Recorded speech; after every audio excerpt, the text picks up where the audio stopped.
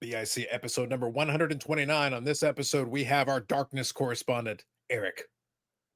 I He'll be believe updating us on all the love. Aaron Rodgers knowledge because he is in the darkness. He has embraced the darkness. He is the night. And I believe in a thing called love. Don't forget that. It's very important. Yes. So on this one, we're going to talk about, we got some pickups. We'll be able to discuss that a little bit. We'll talk on that. We'll talk briefly on the infamous Geoff post, the rant.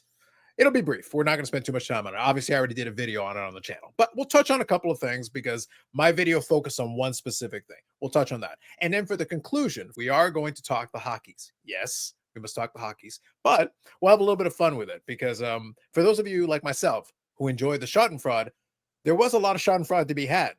And we were able to have some live coverage of it on this very channel. So got to discuss that and more in this episode of the BIC podcast.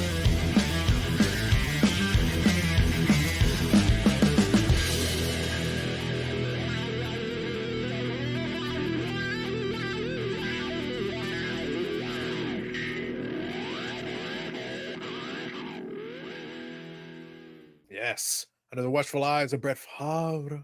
So I will mention that obviously, if you get a chance to check it out on the channel and you liked it for some reason, you're welcome to it. We did a Game 7 watch party. I was there with the Burrell, and Eric joined us again from the darkness.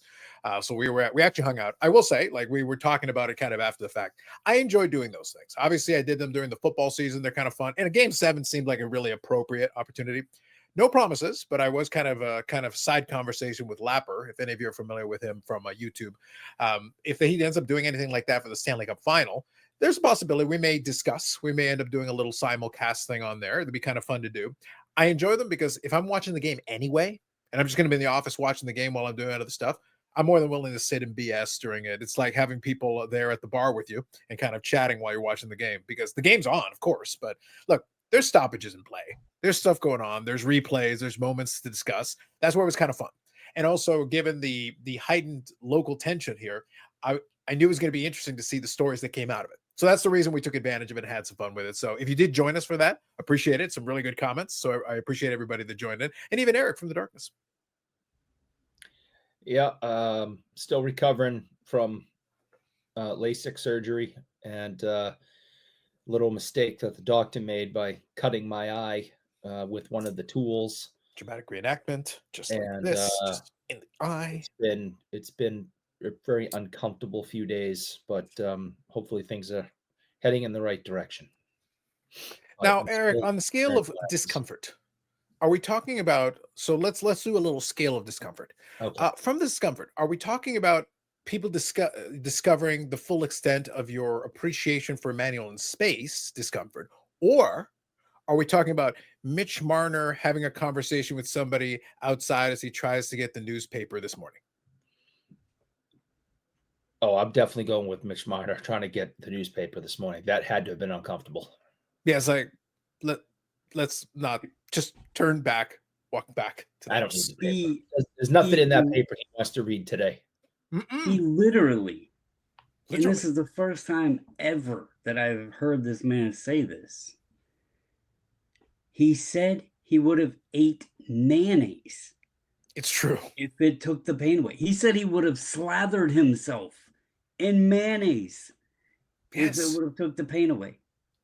That's above Mitch Marner level. That's the serious business, yeah.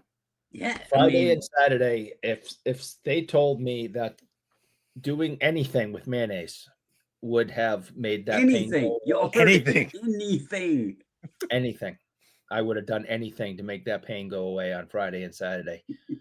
It's a level of pain that I would only wish upon my worst enemies. Wow. More to come on that breaking story on Friday. Oh, and there will be more to come on that breaking story on Friday. But for now, we're going to discuss that a little bit more. So I wanted to tease you a little bit with that, but we'll come back around to it. And actually today I was hanging out with the family a little bit because my mom was having a little belated birthday celebration. So I was kind of rushing to get back here, but overall it was very good. And then we've got kind of the holiday. I will share with you a quick story though. And then right after this quick story, we'll do the silly card of the week. It was actually kind of funny. So on my way, I took a couple of minutes to take a little walk outside just because I had a couple of minutes to get some air. And over here in this neighborhood today that we're recording on the Monday is actually Victoria Day in Canada, which is a holiday. A lot of stuff's closed. But one thing that was interesting, I was kind of curious because for whatever reason, the way this neighborhood got built up over the years is that if you walk, there's a little mini plaza that's kind of in the middle of a residential area. So there's a bunch of new houses that are on all sides of it. So it's kind of an island. You got to know it's there. Obviously, living in this neighborhood for a lifetime, I know it's there. So I was walking by. I was kind of curious if the convenience store in there was open. So as I was walking, I'd be like, oh, I wouldn't mind grabbing one of my Coke Zeros or whatever. So I checked it out and it was open. One guy in a soccer jersey was making like a beeline for it. And I was like, oh, so I guess the convenience store is open. So I walk behind him. He goes in first, and then I go right behind him. I go grab my drink, and I'm coming up the front. Again, all stuff's closed. It's a long weekend. So on the long weekend, the LCBO and the beer store and all those things, a lot of people go and stock up. When there's a long weekend, especially when there's going to be the hockey games and everything, people stock up. It's Monday. So obviously this closed. But you can buy beer inside the convenience stores. And this dude could not make it to Tuesday. He needed 2 6-packs of beer. He needed the 6-pack of Corona and a 6-pack of, it's like Monday, stat. You don't understand. Maybe he's hanging out with Mitch Marner. They needed something. Like, we can't make it to Tuesday, Eric. Tuesday's too long. I can't wait. He needed to make the pain go away. Is what I guess so, yeah. Yeah, he's a Maple Leaf fan, and he needed to make the pain go away. And for the record, the beer store was open on Sunday. Like, you could have gone Sunday, it was open. It's only Monday that was closed. Just so that we're all on the same page here. It was closed for one day, Eric. We can't even. Nope, one day. That's too long. Nope. Not after what happened yesterday in Toronto. No, he needed to make the pain go away. I can only assume. Are there any reports of flipped over cars or anything set on the fires? Well, not here. Like, we're in the suburbs, so I think for the most part, if you're going to flip over cars, you got to do it in Toronto proper. Well, that's what I was wondering. If you heard about anything that went on downtown after the game let out, did anything happen? I'm still waiting on some reports. My best bet, I'm crossing my fingers. My best bet is the Vancouver riot in solidarity. I assume we will follow up on that. So more to come on that. We'll see what comes of it by Friday. I did hear words of someone, I think his name rhymed with Perel. Someone was very angrily, storming up and down the streets. Allegedly. This is only alleged at the moment. We cannot confirm these reports. Yeah. So, more to come on that on Friday. He had a double whammy, like his Canadian team and his US team that he sports the hat of, they both got eliminated. He actually had a double whammy. Whammy. It hurts, yeah. It's unfortunate. It's troubling. But anyway, so on that note, let's get into the silly card of the week here. We've got a couple of good candidates. I'll give you the results first of last week's episode. So thank you to everybody for participating. We got the votes back up. So this time around, we ended up with 44 votes. So thank you all for participating in it. The only true democracy in this world. So thank you always. We will put a community post up for this next one here after you see our selections, and then you'll have your chance to participate in this week's silly card of the week. And here, before I'll share, I'll give you the results. So this week, the junior option from Eric, 7% of the popular vote. That doesn't sound like a winning number. No, it's a little short. Little bit short. It's like one goal when the other team has 6. Yeah, missed it by that much. Yeah. Pat Stapleton was able to give, a decent effort, 30%, which means the winner with 64% of the popular vote was Lance Berkman. In the Super I have Bowl. to say, I liked the comment under the post, or under the video, actually. Dan said that it was from, I believe, a TV show, but then I actually researched and we figured that the TV show must have stole it from Lance, or he predicted the future. So he might have. Yeah, it's a real possibility. Also, I do appreciate that there was a comment on the community post itself, as Brandon mentions, but also 5 likes on the post. So people did clearly enjoy this particular one. So thank you all for the engagement. Do appreciate it. Oh, yeah. By the way, those likes said I should have used the autograph version, because there is an autograph version. He signed. Oh, that would have been hard. That would have added. Yeah, I think that would have added to it. By the way, those likes do count towards Eric's total. Remember to hit the like button. So anyway, so that's last week's total. So thank you all for participating in that. We appreciate it. All right, so let's get into, we've got a couple of nice ones for this week. Couple of baseballs, and we'll finish off with little hockeys. So let's go in here and share the first one. So this one, we got a triple, 3 players on here. So I think this one is yours, Brandon, I believe. What do you want to say about this one? This has this has a lot going on, and this has some of Eric's favorite things going on. You got the Oh, guy chilling on the phone. Okay. You yep. got some cereals. You got some donuts. You got Tommy Lasorda back there, the stand up holding the towel for him. You got a lot going on here. But when I was analyzing the image, as funny as it is overall, I noticed that with everything here, they have Mike Piazza using a whited out cereal box. Mm-hmm. I also noticed it looks like there's absolutely nothing in his bowl. So I'm assuming it's an empty whited out cereal box, even though the other bowl does have cereal and milk in it. But then you notice Mike has another cordless phone. So why do they have two cordless phones? Like, did what did they have two phone numbers for the house? Because the phone would have been connected to the same phone line, and they have both cordless phones there at the table. Oh, they're big time. But yeah, but if Mike picked it up, he would have been, snooping in. It probably actually would have had interference. You remember how the Yeah, the oh yeah. the signal would get all screwed up if you were too close or whatever. Anyway, this has just got a lot going on with it. I thought it was funny. If this was really in his house, a Tommy Lasorda stand up to hold his towel, mad props. Yeah, just a classic '90s goofy card. But we're also ignoring something. I want to make sure we don't bury the lead here. So, in addition to the Tommy Lasorda holding a towel, in addition to the cereal for whatever reason that can't be explained, the random carton of milk, the one person on the phone with the other one, we've got a plate of donuts literally sitting in the middle of the table. Yeah, Mm. chocolate and powdered. Yep. Yeah, we have powdered donuts and chocolate donuts literally sitting in the middle of this table. I'm like, there's a lot going on here. I don't think Mike realized yet that he got the short end of the cereal because there is nothing in his bowl. And he's got the box tilted. There's nothing coming out. So he's got to eat the donuts. Mike's got to eat the donuts. This is just a deep, Eric. There's a deep mystery here. There's a lot of I need to understand more of what happened here. I've never even heard of VJ Lovero. I've never even heard of this whole upper deck. It's a '96 upper deck, and there's a whole series of the VJ Lovero cards in it. I think he just was need a to know what happened to these photographer, donuts. if I'm not mistaken. I think he was a photographer. But yeah, This is all well and good, Brandon, but I just need to know what happened with these donuts. Like we got these cereal bowl. Like there's donuts in the middle of the table, man. Literally on a plate. There's donuts right there. I can't. I don't see Mike Piazza only having a half gallon of milk there. The little carton half gallon. There's just too much going on. Too much. But it's got a lot of things all in one that Eric has brought to the table in the silly card of the week as well. Mm-hmm. This is a deep mystery, Eric. There's a lot happening here. I have questions. I have a lot of questions that have follow-up questions to them. So that is our first selection. Our second selection is Glenn Hubbard from 84 Flair with the Philly Fanatic in the background, by the way, as a bonus cameo. So they're in Philadelphia.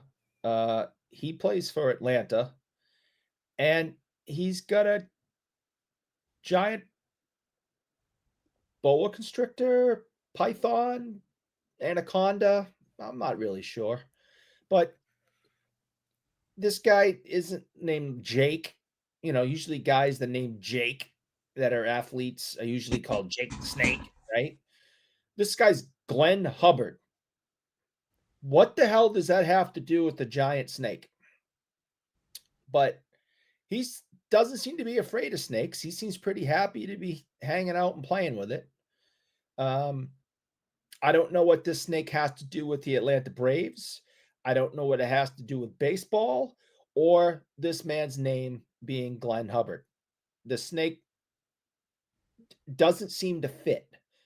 If I'm not mistaken, I believe there is a story to the photo, and the reason the Fanatic is there, it looks like another little mascot over his other shoulder there. I think this might have been at an all-star celebration thing or something. I'm Couldn't pretty tell. sure it's something to that effect. Yeah, I don't think it's like Yeah. a regular occurrence. Like literally, Fnatic is on the field right there. So there's something happening. There's some kind of a promotional thing occurring, or like a ceremony or Yeah, something. I think it was during like an And All-Star weekend thing or something. I still don't know what a snake has to do with All Stars or baseball or Glenn Hubbard. But I'm offended, Eric, that you assume that the snake is not Glenn Hubbard. How do Playing you know he's second not playing base. second base? yeah, you're right. You're right. It's 2025. He may be. You never know anymore. So maybe the card is actually about the snake. That's what I'm saying. Yeah. We can't assume these things, Eric. So I don't know what. So who's this human that's getting involved in the snake card? I mean, He could be just a general handler. He could be hanging He's out with just a- Glenn Hubbard. He's just a fan. Yeah, He's a out fan there of hanging Glenn out. Hubbard, the snake that plays for the Braves. Yeah. Yeah, this is a selfie he's taking with his favorite player. And this was pre-Diamondbacks, so he couldn't play for the Diamondbacks. He had to play for the Braves. Amazing. Yeah. See, I'm glad you guys help walk me through these every week and explain them to me because I'm always confused. Yeah, But with your help, it really clears things up. And that's It's all about- actually the guy's normal size head. Yes, I was going to say very important. Yes, this is facts. So important that we cover these things. We're all here. We're all here for you, Eric. We're here to help you out with these things. Last one here, a little hockeys for Eric. So this is not really a card, but it's kind of a I think an insert. I forget exactly what. So this game actually came from the Expo. So this is Gilbert Perreault. Kind of a couple of fun things here. So specifically, the reason I noted this is because we do love us the images. So there's a couple of things happening here. So first of all, check out Gilbert's face. He does not have his teeth in. Yeah, there's lots of stuff going on there. I also appreciate kind of the I think we got Ken Dryden over here. Oh yeah, he's got himself. He's zoned in right now with the mask and like the specific cut of the holes and everything. Like that's his he's original, like staring down. That's his original mask. That's not the bullseye mask that he's most famous for wearing. Yeah. And the best part about it is that the little connector here is kind of off to the side, so it's kind of parting his hair in a little bit of awkward angle. There's just a lot going on there. We got Gilbert Perreault's solid hockey hair with the old school Buffalo Sabres jersey there. We got a lot of stuff going on here, Eric. Yeah. A lot of stuff going on. No teeth. So a little classic old school hockey for you. And my favorite thing as well, you got the patrons in the background. So what I like here is this image is big enough that we can get a full gamut of different things happening. You can tell the people are very excited. A lot of these folks seem completely enthused. This guy over here just seems to be staring off into the distance. There's a couple of things. This guy right here is kind of like, there's a lot happening over there, man. It's just this. So I just figured this was kind of fun. I saw this at the Expo, so I figured I would share it. It's not a card per se, but it's definitely like, I guess it's like a magazine. I have a couple of these actually. They're from a French publication, and because it's all French in the bottom, but one of the ones that I have is of Ray Bourque, his preseason photo. It's the first publication of Ray Bourque in a Bruins uniform, and he's wearing number 29. And when I had him sign it, I said, Ray, don't sign this 7 or 77. I sign it number 29. And he goes, I don't know if I know how to do that. Because, these guys are on autopilot when it comes to their autographs because they sign so much. So he's like, Ray. And he actually had to lift the pen up and think about what to do next. He forgot how to write his name. And then he writes 29 and goes, here, how's that? I go, that's fantastic. I go, have you ever autographed Ray Bourque number 29 before? He goes, never.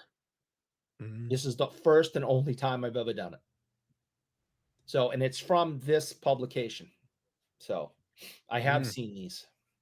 And then to reduce his anxiety from what Eric made him do, then he consumes some human brains. Allegedly.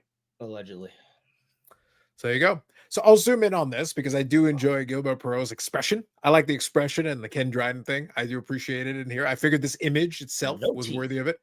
I would love to have seen that on a card, Brandon. I think that would have been a fun image to have on some kind of a card as an action shot. That would be kind of cool in there. I So liked the it's more of a fans in the memorabilia background. piece on that one. That's That's what I'm saying. Like Scream. I like all the components of it. To me, it's the totality of it. So when I saw it, I was like, you know what? It's not a card per se. It's more like a piece of memorabilia there. But I saw it at the expo on one of the tables, and I figured it was worthwhile. Thought it was kind of an interesting piece that I would throw in there. So I will submit that for your consideration there. We'll include all of these in a community post. That'll be part of our silly card of the week. Lastly, I'll just say AMG Collectibles is usually the one that supports us with the silly card of the week. AMGcollectibles.ca, AMG Collectibles YouTube channel. And on this week's episode, we've got some cards that the Collector of the Scalps has already provided me. So a good mix of items as always. So we'll have a little bit of fun with that. And also see how things are going post the release of Metal. Metal Universe was the last week's edition that came out. Some interesting stuff. I've got my eyes open on some of those specific items. I think there's some cool cards in it, but I want to see basically what their experiences have been post-release of that particular product. So we'll talk more about that. Links in the description to all that. Thank you to AMG for supporting the channel and the podcast. All right.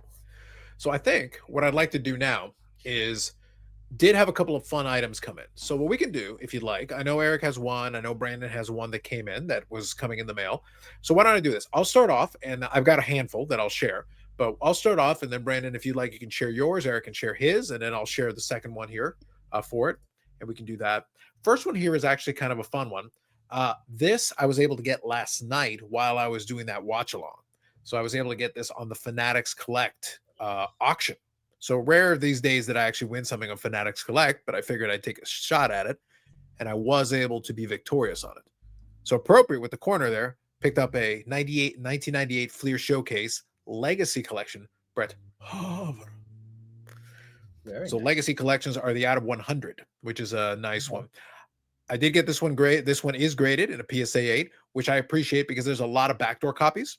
Doesn't guarantee it's 100%, but it does give that additional assurance because if I check it out and there's an issue, we do have some assurances built in with the PSA guarantee.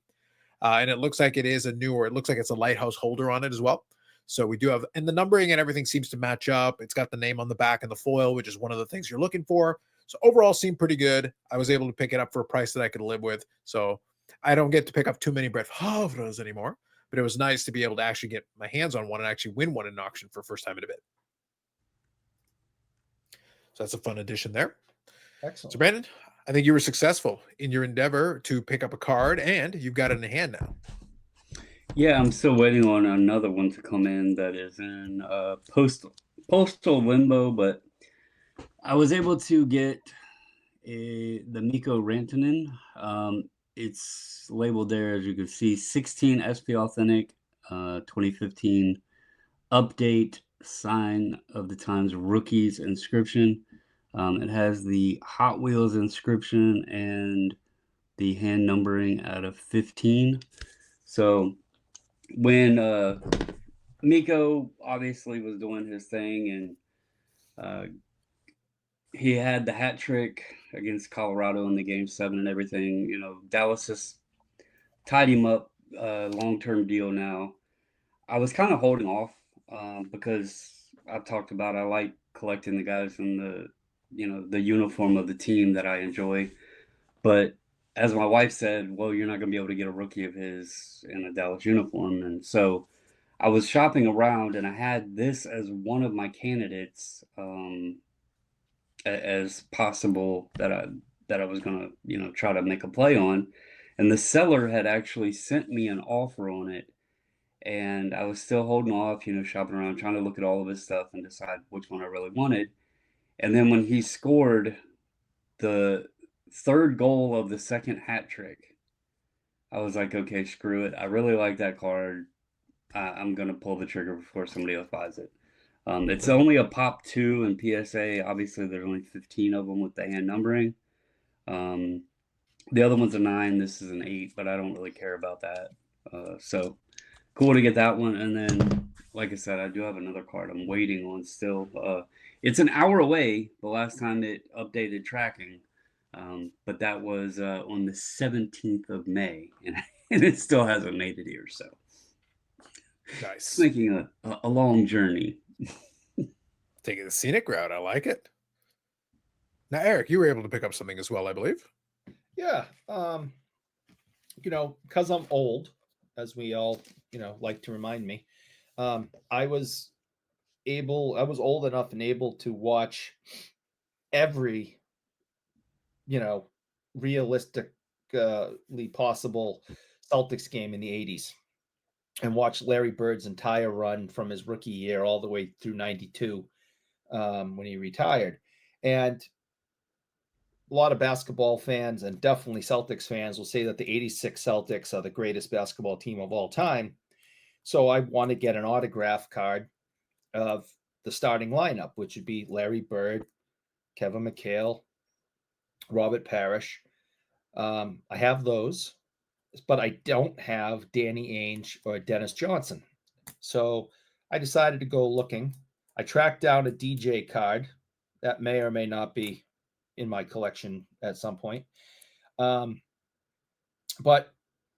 I was surprised at how difficult it was to find a Danny Ainge autographed basketball card. And some of them were going for $200 to $300. And they were very limited on eBay. But I did find this. And it's him in a Sacramento Kings. This is all PSA DNA authentic certified. And it only cost me $40. And I jumped on it. I would have loved to have him, autograph a Celtics card, but I wasn't paying $300 for that. And for $40, I jumped all over it, and now I'm one. I got one more closer. There's Kevin. There's Robert, and there's Larry. So DJ's the only one left, and then I can decide whether or not I want to chase the remaining members of the team, like Bill Walton and some of the other guys that were on that team. So there you go. So I'm excited about that. A little basketball from Eric. A little bit of a change of pace there. You should have gotten his true specialty auto. You should have gotten his baseball autograph. So Brandon, on the Leafs one, we did talk about. I specifically said you should have gone for because I think he came up. I think his rookie was with the Blue Jays. I believe he was originally with the Blue Jays, and I want to say 81 or 82 Fleer was one of them for sure. Yep. Yeah. I think I actually have. I don't have. Listen, I just wanted his autograph on a card. I would have gladly taken a baseball one for a realistic price. I'm just surprised because Danny is obviously still with us. He's been involved in basketball nonstop since he played, he coached, he GM'd, and now he's an advisor with I think where the hell is he an advisor now? I think maybe the Jazz. I don't remember exactly. I forget. He's an advisor of an NBA team now after he left the Celtics. So I don't know why the basketball card companies don't have more cards of him out. It could just be a Ken Dryden thing. Because I know Ken Dryden has specifically gone out of his way to fight people who have tried to produce cards of him. He specifically goes out of his way to be like, don't do it. And and he pushed back on them. So it wouldn't shock me if maybe it's a similar kind of deal. So I am curious. I'm gonna kind of ask around and ask some people that might know more than me about it. And I'm gonna ask my friend Geoff, and I'm gonna ask Phil, my employer, see if he's ever heard anything about it, and if maybe a few other people, because I'm curious. It's like you would think there'd be Danny Ainge cards everywhere, but there isn't. Yep, we'll see. It's a bit of a mystery. It might be worth checking into, but it wouldn't shock me if it's one of those. Like some players specifically don't want him. They could certainly make a couple extra bucks if they wish. Like I used Ken Dryden as an example, but Upper Deck would probably offer him a pretty penny to sign a couple of things. It's not like they wouldn't ask him to sign 10,000 things. They'd be like, if you'd sign a couple, we'd probably pay you. Like, I think people would like it. We'd be able to offer it as something that isn't, most of the sets don't have your autograph in there. So it'd be something that you could pitch. Like, if you'd sign a couple, if we could make some money on it. You make some money on it, win-win. Yeah, one of my favorite pieces is sitting right here with my Ken Dryden auto. He doesn't sign, and it's JSA certified, but he does not sign. And I'm just happy as can be that I actually have one in my collection. Yep. Go ahead, Brandon. You were gonna say something? I was just going to say this conversation here actually reminded me of a topic that we don't need to jump into it tonight. But comment below if y'all would like this discussion, because I would like to hear thoughts on it. But I was thinking about it the other day. We've had the discussion a lot about specifically some of the hockey products or Upper Deck products and struggling on sales or that sort of thing. Sure. And it dawned on me that when, and I'm curious how the opinions on it, but it doesn't feel like, obviously Upper Deck doesn't have many licenses or leagues that they produce cards for. Mm-hmm. But from what I noticed with hockey, and we've made the joke about the SP Signature Legends set and everything, but it's interesting to me that in the hockey sets, there's not more of them that have veteran cards or veteran autographs. And I meant to bring this up to you as a topic to discuss at some point. And we could do it at a later time. But I would just be curious, could that potentially help? Or is it something that maybe hinders? And why don't they offer it more? Because you see it all the time in baseball and basketball and football. You have the vet guys or the Hall of Famers and stuff still included in the current model, current day set. So it was just something I thought about. Yeah, I think that'd be worthwhile. We can definitely revisit that conversation. Let's table that one and then maybe come back to it, and we can definitely touch on it. We can definitely go into a little bit of depth, and I can also ask around a little bit, maybe get a little insight as well, and see if that can add a little bit to our understanding and throw it out there. But yeah, would love to get any thoughts or comments if you guys would like us to discuss that a little bit further. I think there's some room there for it. It actually gave me a good segue, so I'll share. Just before we hit record, literally minutes before we hit record, I had a snipe set up on a card. Now, this is going to get interesting because I'll touch on this really briefly. Technically, by the end of this week, Canada Post will be going on strike again. Not a surprise, not a shock. All they did was kick the can down the road. So that time was coming. And it is apparently, my understanding is the Friday is when they're supposedly going to do it. So it'll be interesting to see how I work this one out with the seller, but we'll see what happens. So I did win the item. So I made a snipe on it, and it is a recent product. And this is, so I'll share this because this is actually, I believe, I could be mistaken, but I believe this is actually a brand new subset for Upper Deck Ultimate. This is the first iteration of this that I've ever seen. I don't think they've ever used this particular one before. So this one was the one that I just won moments ago before we started recording. So this is called Upper Deck Planks. Nice. So it's a stick piece to go along with the autograph. So here it is, Ultimate Planks. That's what it's called. And it is a game use stick piece to go along with the autograph. And I believe it's all on card on this one. Nice clean auto on this one. So Mike did a good job with this all the way through across. And these are numbered to 10. So for the veterans and Hall of Famers like this, it is a tougher card. Able to get it for a very fair price. I was actually quite happy with it. Won an auction straight up. So very good. Like, nice stick piece, nice autograph on there. Happy to add it. So hopefully, cross my fingers, we have that in hand, because even if they rush to throw it into the mail, I don't think it's going to move that quickly from one province to another, because there's usually a little time delay there. So we'll see.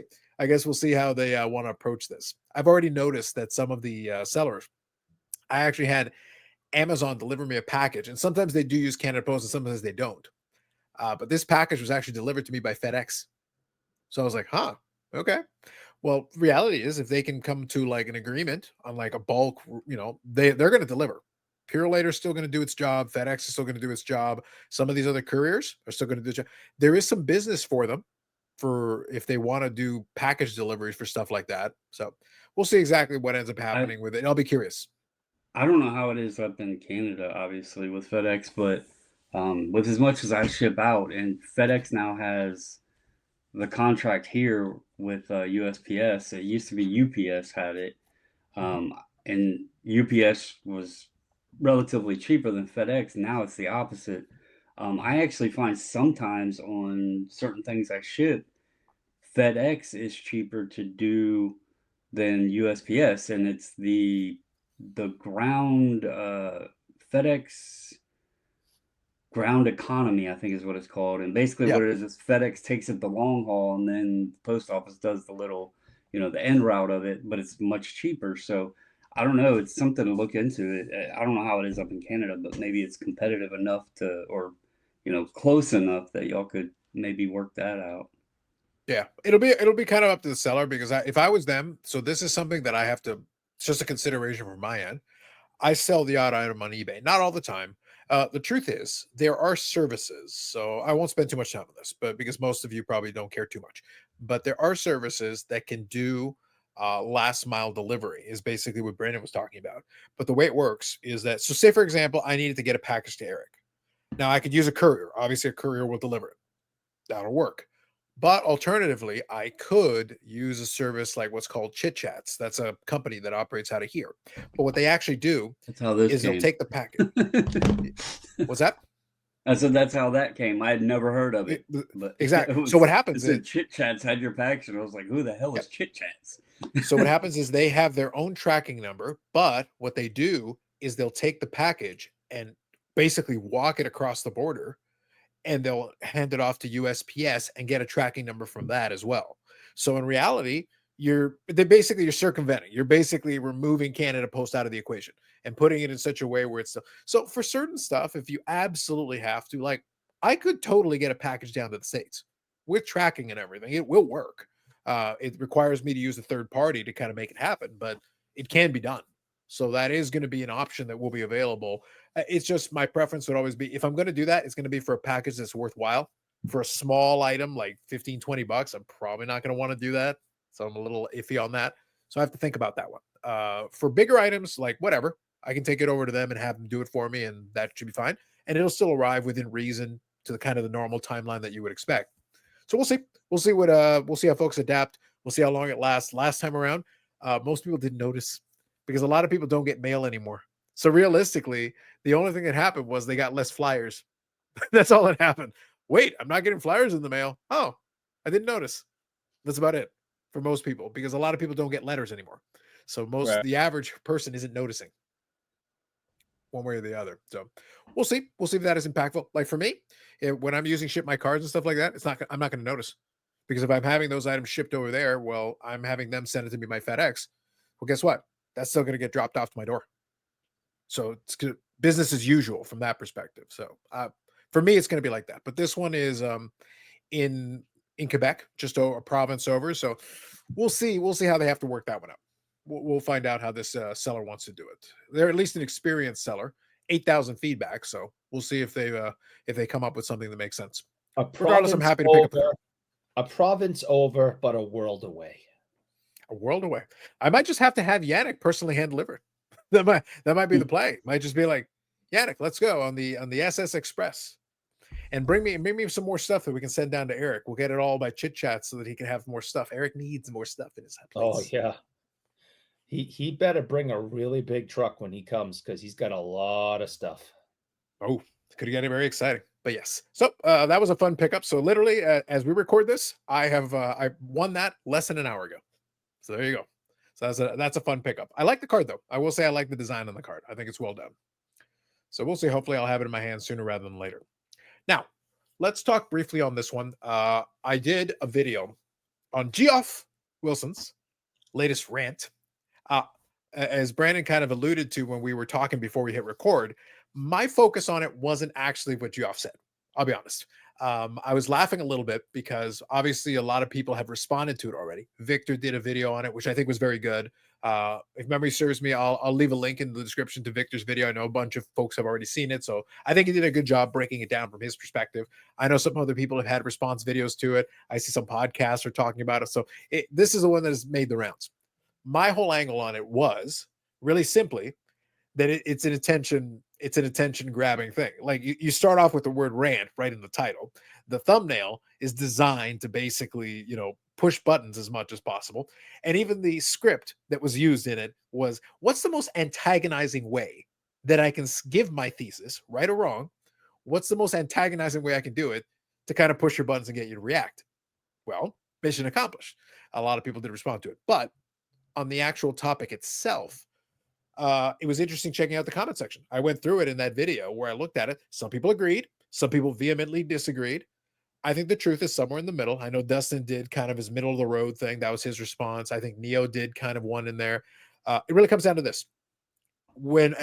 I can only speak for myself. Everybody's experience is going to be different. So that's kind of my take on it. When I grew up, I knew very few people that did sets, because by the time, even by the early 90s, set building was kind of on the way out for my friend group. So I'm making that caveat. I'm not speaking for everybody. There could have been plenty of set collectors 3 blocks down the road. I wasn't hanging out with those folks, so I don't know what they were doing. But there were still set collectors. So I'm not sitting here telling you there were no set collectors, because that's not true. But I'm also saying they weren't only set collectors. There were plenty of player collectors and team collectors, because I represented that group, and my friend group did that. They had their favorite players. One of them collected Felix Potvin. Another one collected this player. Somebody collected Lindros, this person, this person, this person. I had my players. I had my teams. That was kind of the thing. When I was collecting baseball cards, I was collecting Blue Jay cards. So everybody had their niche. There were still set collectors out there.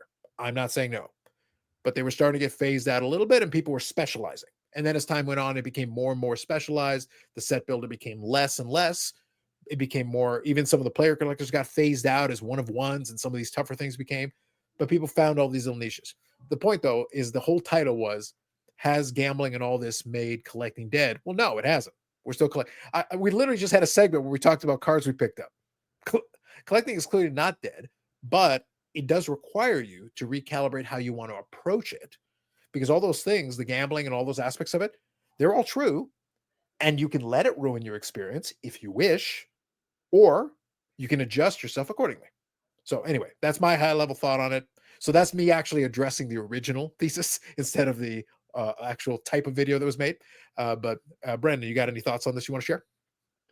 So I didn't listen to the full rant video of Geoff, but I did listen to a few people that did reaction or opinion videos of it. My take on it, just from the beginning of what I heard, when Geoff started out the video saying, you just alluded to it, that the current day of the hobby has ruined or killed the collector or whatever. I think the part, and he did go in to mention the old school collector. Mm-hmm. And we've had this conversation recently. Well, it's been probably a couple months ago, but we had this conversation against, why is it the new school and the old school, why are they bantering or whatever? And this feels like another step towards that. I don't think the take of saying that the modern day, even the gambling aspect of it with the breaks and all that, I don't think any of that has actually ruined collecting, because I have said not too long ago that if you are new coming into the hobby and you want to collect, it's actually a really damn good time to come in, because if you have a team or you have a player that you may want to collect, there's so many options for you to choose from.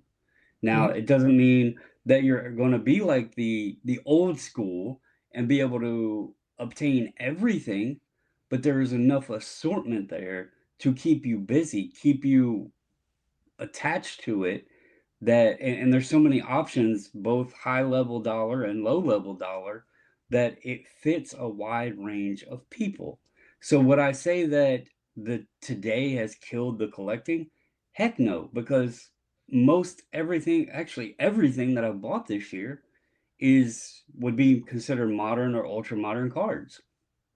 Getting back into finding my niche, where my comfort zone, the fun zone for me has been collecting the Dallas Star stuff, the National stuff, my Raven stuff. Well, all of those teams are relatively modern to ultra modern because they don't have a long, deep history on them. So even just me saying that those are the teams I collect, well, they fit in that, late 90s to current day. They don't go to the 50s unless you want to go diving deep and say, well, the Washington Senators or the Expos or whatever for the Nationals and stuff.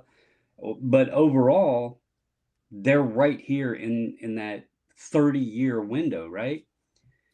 And I do think that it has changed what we grew up knowing, because we've talked about the wax prices. It's not as fun, even if it's an affordable box, it's not as fun anymore to spend the money because the return isn't there. And so it has changed the approach that may be best to take to collect, instead of having that memory of pulling that card that you add to your collection. Instead, now your memory is going on ComC or eBay or whatever and buying the card. So that has changed.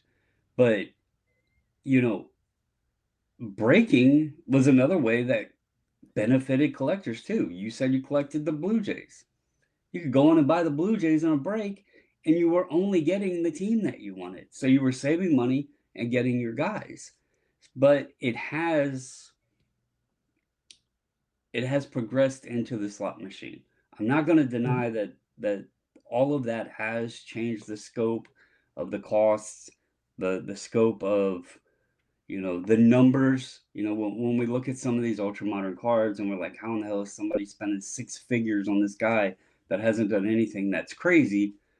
Yes, that throws a little bit of what the hell are we doing here? But I think for the majority of people that have been around, even your grassroots old schools, they're not really being affected. Like, if you're collecting T206 tobacco cards, what the hell does 2025 Topps have to do with you?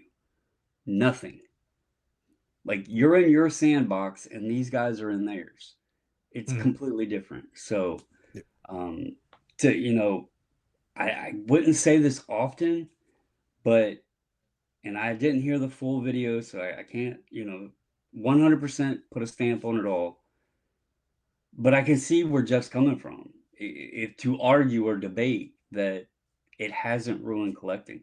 If anything, and you like some of the new guys and you like some of the newer cards and stuff, it's almost made it somewhat better. You just had to do it in a different way. Now, real quick, Eric, I want to get your take on this, but let me give a couple of things to add some context to it, because like I said, my focus on my original video was to have some fun with it from the perspective of the style, the presentation, the way it was done. Again, rage bait. That was my thesis. So my video was specifically focused on that piece. But let me read you so that we're all on the same page. I'm actually going to read you the title of Geoff's video, and I'm going to read you the first couple of sentences of the description. This is actually straight from the video, so it was right there.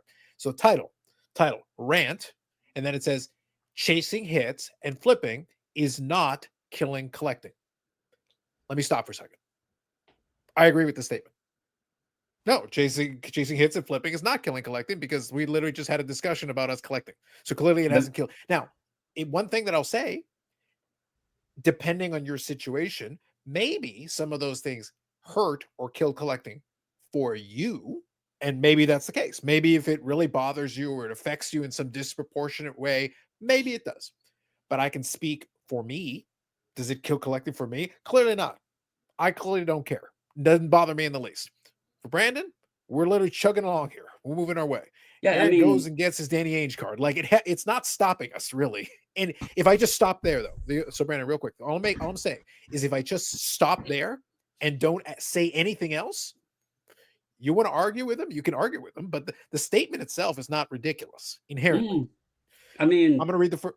Go ahead. Just real quick, because that statement of chasing hits, the card I'm waiting on is literally a 1 in 2 case hit of Jason Robertson. Yeah. So you need somebody to chase it. Exactly. I didn't go into the, like, it has changed for me. So I'm not going to disagree with that. It has changed how I'm collecting. Right. I'm not opening the products. I'm not going that route anymore. But am I tackling eBay or ComC or whatever to try to find particular cards to add to my collection? Exactly. Yes. And that to me is still chasing the hits. We sit and have chats all the time about the odds or what maybe the print runs are on some of this stuff that people don't even recognize because it doesn't have a serial number on it. And we're looking for those. So that is still a chase. So to that statement, no, it hasn't changed the collectors. Yeah. And then so real quick. So Or if I ruined stop them, I there, guess. yeah. So if I stop there, not inherently, not you may disagree, but not an inherently ridiculous statement, not a ridiculous. But here's the problem: if he didn't stop there in the video itself, in the course of trying to make this argument, in the course of it, he threw in stuff like Eric, 60s and 70s cards are boring. That was included in there. You know, again, it's these additional. So in the course of trying to make the argument, he threw things in there that gave hooks for people then to disagree with those, and then the focus became those things. The original thesis, chasing hits and flipping is not killing collecting. Yeah, I can co-sign that statement, no problem. Yeah, I'm fine with it. But then you add in all the other stuff, and then all of a sudden they're like, wait a minute, I don't agree with that piece, and no, I don't agree. Well, it's stated in the most antagonistic and incendiary way. Let me specifically pick on the thing that you like, so that we're no longer talking about the original starting statement. Now we're focusing on the other thing, which you vehemently disagree with, and be like, no, but I collect this and I can share this. And now we're focusing on all the other stuff. That whole 80s versus the present day, that isn't in the original statement. That first sentence doesn't say anything about the 1980s. It doesn't say Geoff brought that in. Can I ask So a when question? he introduced it is where it became a thing. Go ahead, Brandon. Does anybody know if this is coming from, because I was wondering if he was going to get any flack for this, because I didn't wonder, I knew. well, not this video. Yeah, sure. Could this be coming or stemming from, I believe he did a video with Dustin recently, I think. Yeah, like an interview discussion. Yeah. Mm-hmm. And he made a statement about Fanatics is trying to cater and bring in the new people. Their focus isn't the past collectors or whatever. And I'm paraphrasing there. I don't remember word for word what he said. But when he said it, I was like, wait, that's a bunch of horseshit, first off. And maybe that's Fanatics' view. But if you're doing that, you're trying to bring in new people, but if you just crap on the old, you're going to be cutting strings a little bit here, and that's not good.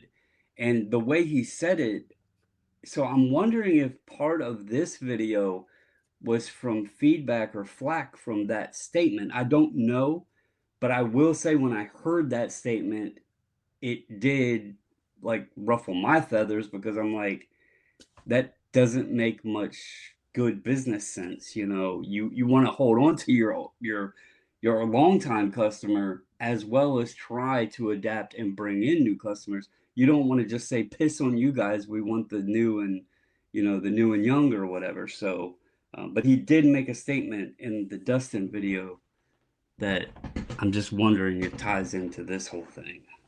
Sure. Yeah, but my bottom line though, and so the one you're referring to was from Dustin's channel, Sports Car Dad. It was candid talk with Geoff Wilson. Mm-hmm. But here's the very next line. Why so polarizing? Question mark. So he does a discussion where literally leads with why so polarizing, and then makes a video, Eric, that is this polarizing. So all I'm saying, so just so we're all on the same page, the reason I read you the title is that a lot of people I think forgot what the title was, because Geoff threw in all this other stuff and he goes, let me give you 14 other things to disagree with, so that now you're going to focus on all these things and then argue with me on these. And I'm giving you plenty of clips to get mad about, so that you could have presented this exact same video as a thesis and probably made some points that people would have been like, okay, I don't agree with this. I get your point on this. That wasn't the goal. That wasn't the way it was presented. The way it was presented, it's like, you're all wrong. This is the way it is. This is the way it was. It's the presentation. I don't think it's accidental, is my point that I made. Eric, please, your turn. Go ahead. I'm gonna.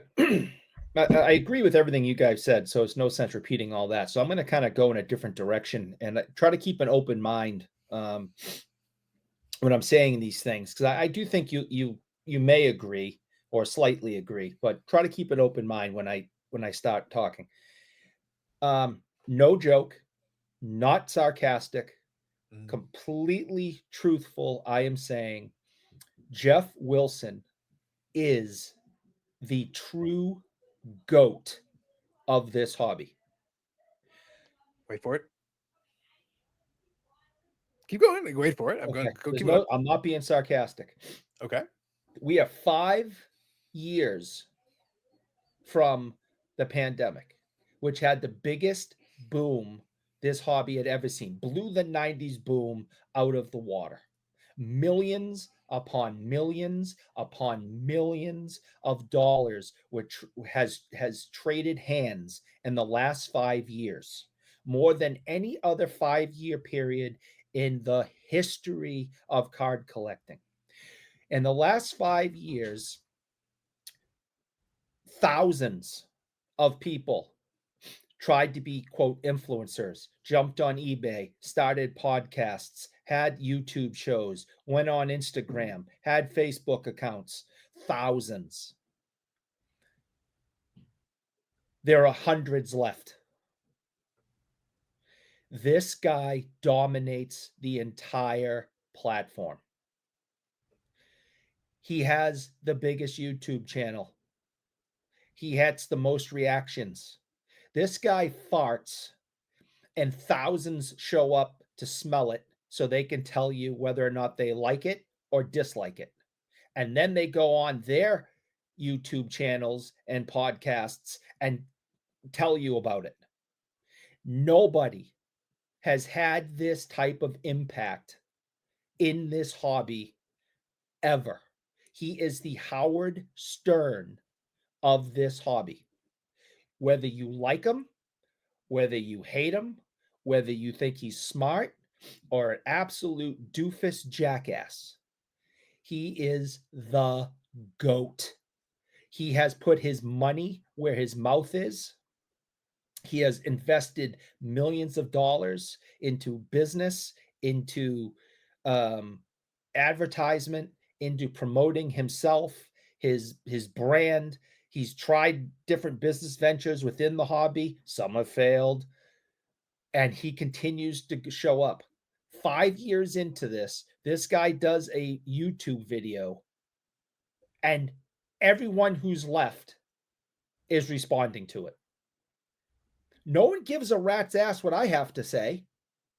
No one. But they will have to take the clip about Geoff Wilson being a ghost. Nobody is. Hold on. This right here, the content gods provide. Nobody is going to real respond. Quick, one thing, Eric.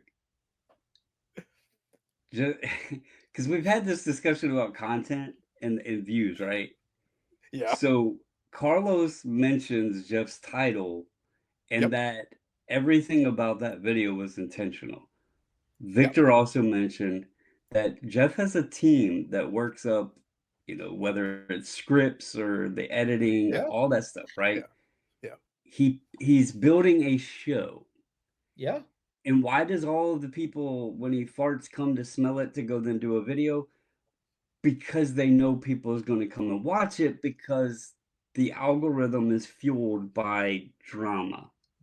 Okay? Yeah. Yep. Now, I'm really curious, because you say that nobody else has ever done anything. And there's no way that we possibly could probably get the numbers, but I'm really curious, was there more Beckett monthly subscriptions than Market Mover subscriptions?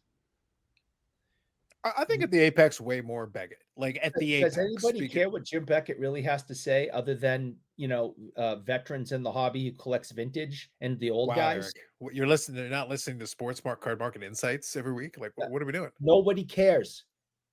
Okay.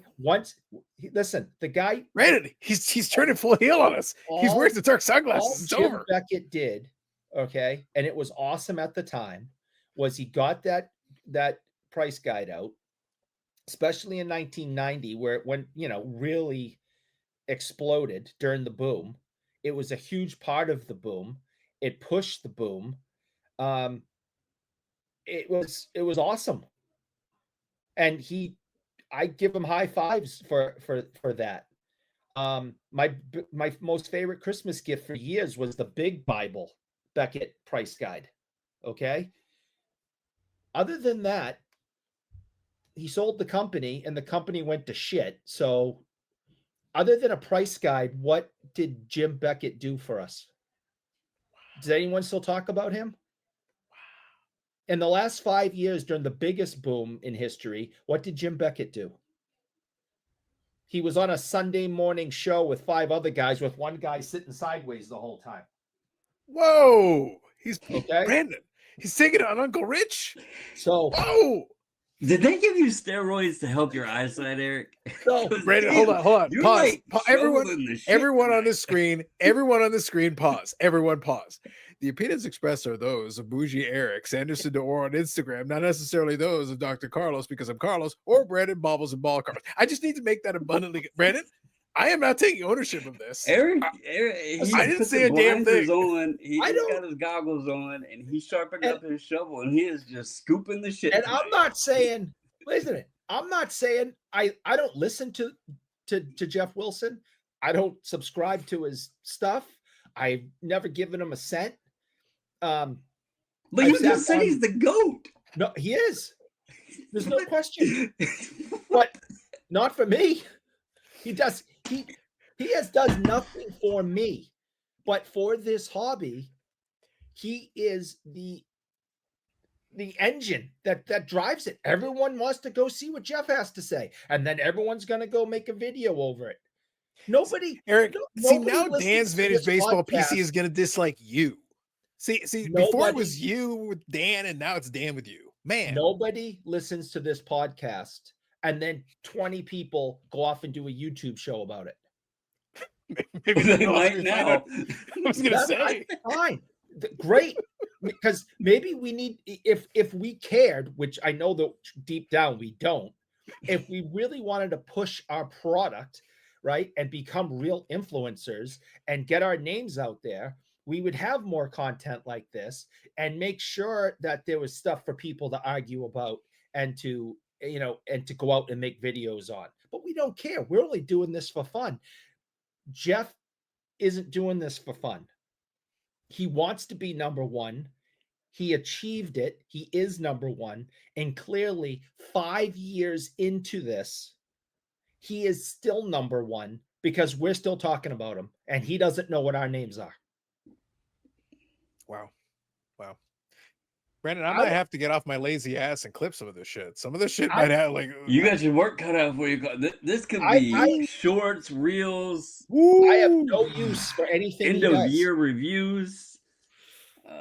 Just because I don't have a use for anything he says or does, doesn't mean I don't acknowledge the power he has and how he is moving all of this.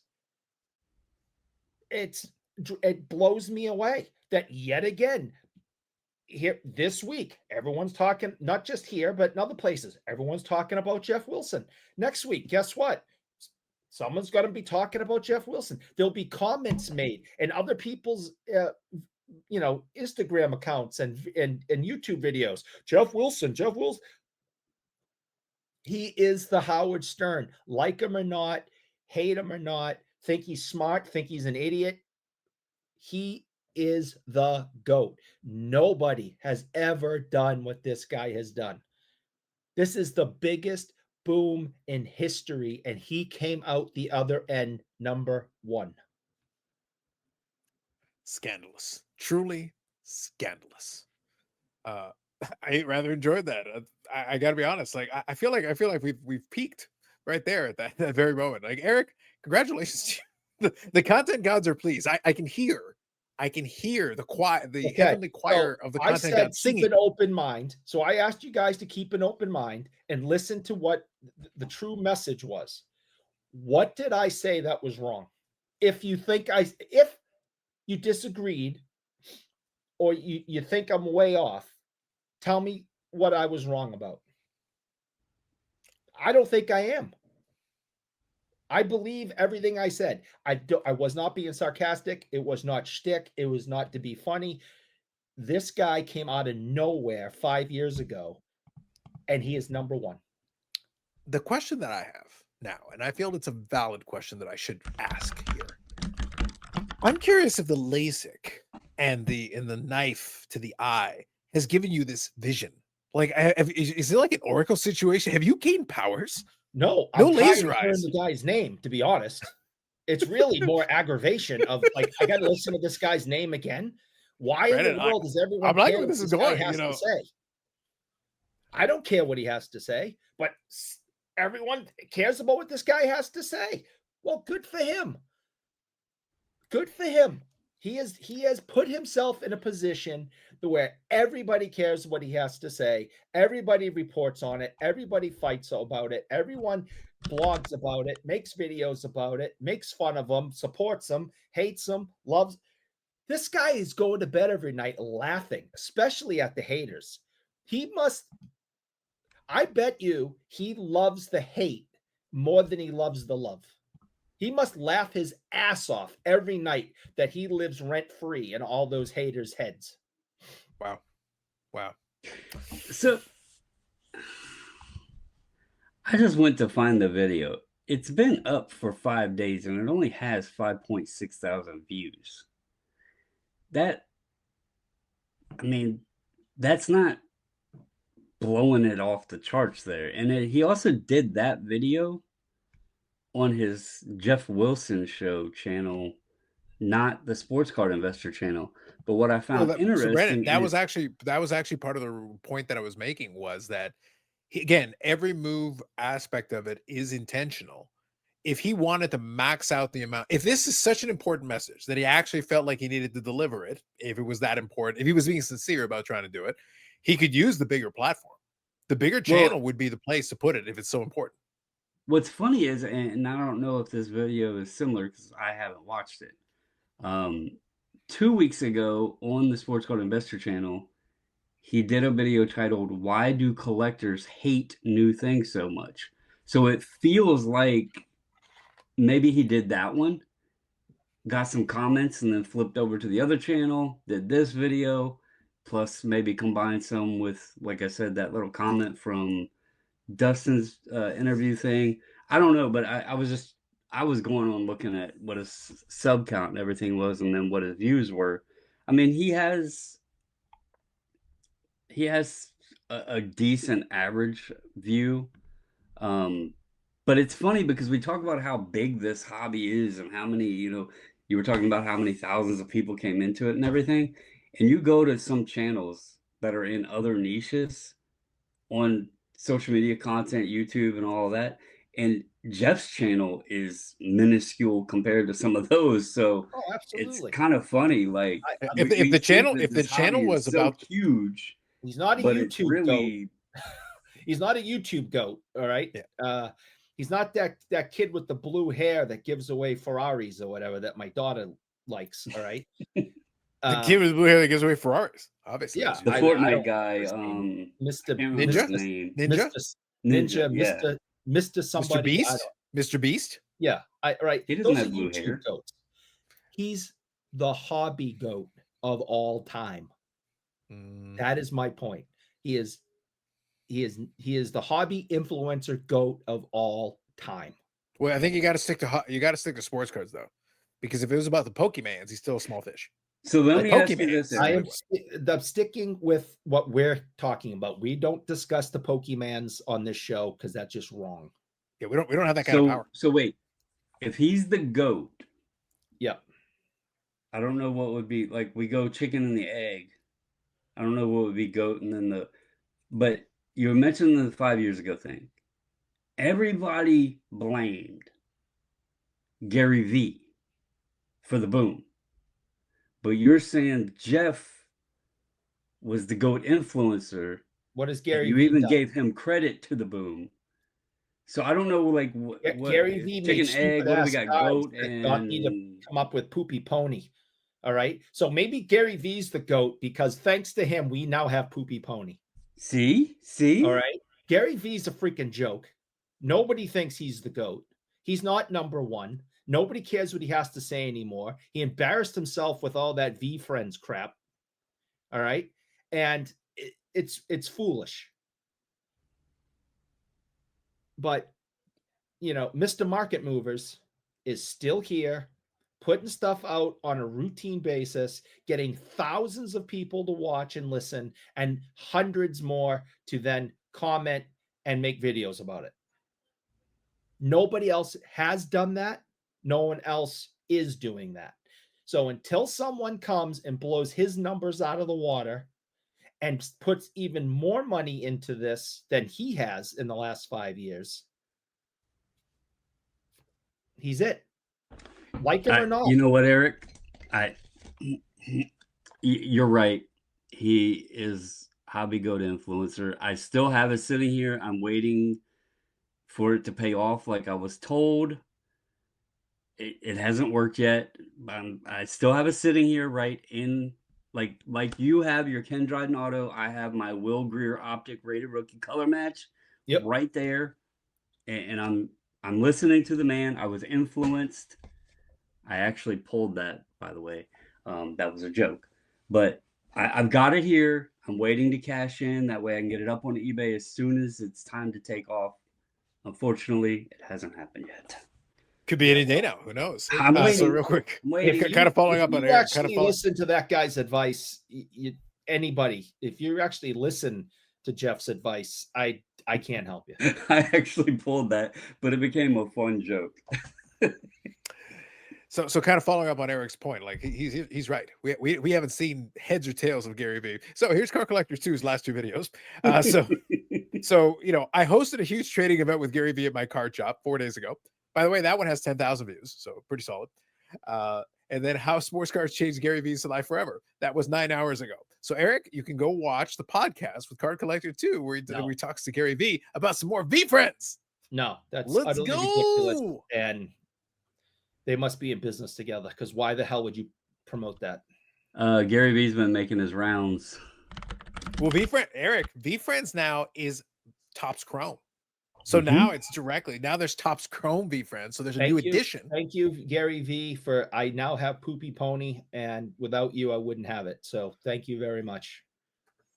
Seems pretty hobby go to me, man. Brandon, I gotta be honest with you. I could add more, but I feel like after what Eric has done, there's nothing more that I feel the need to do. I feel like we leave it on a high and we move on to the hobbies.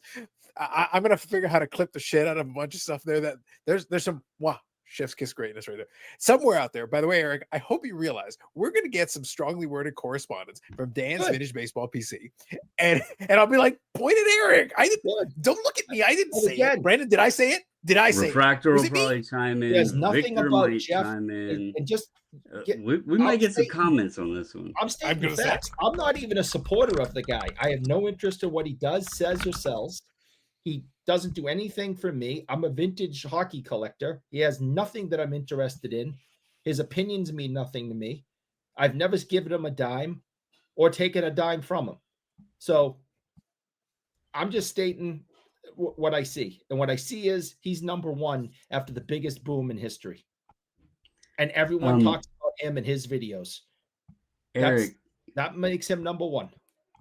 Somebody paid $7,000 for one of those V-Friend cards. They are crackhead. Drugs are bad. Don't do drugs, or you will end up with a V-Friend. 4,000 for one. Yeah. So now, Brandon, I'm thinking.